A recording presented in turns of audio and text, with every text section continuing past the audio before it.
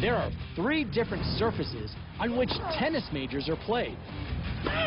Grass at Wimbledon, red clay at the French Open, and hard court at the Australian and U.S. Opens.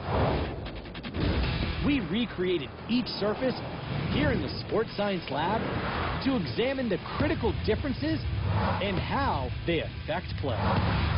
First, the coefficient of restitution. This is a measure of a surface's elasticity or bounce. Clay courts have relatively little give, so very little energy is lost upon impact, while the ryegrass courts of Wimbledon act like a cushion, dissipating a higher percentage of the ball's energy.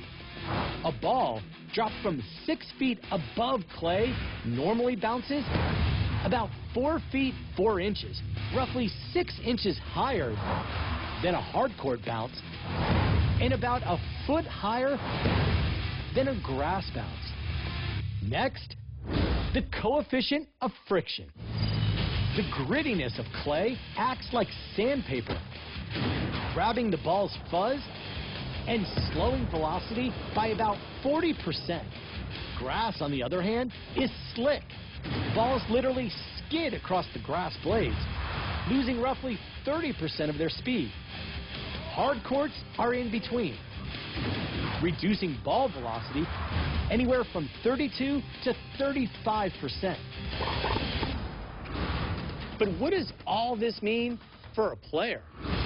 All things being equal, a 120-mile-per-hour serve on grass will come off the bounce about 8 miles per hour faster than clay, thanks to lower friction, and 7 degrees lower than clay because of lower restitution, reaching the opposite player 0.05 of a second sooner.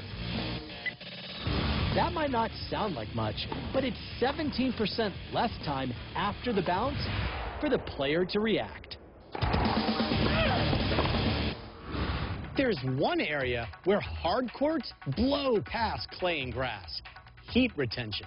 Temperatures on some hard courts have been measured up to nearly 150 degrees. One reason the U.S. Open is one of the hottest tournaments of the year. For ESPN Sports Science, I'm John Brinkus.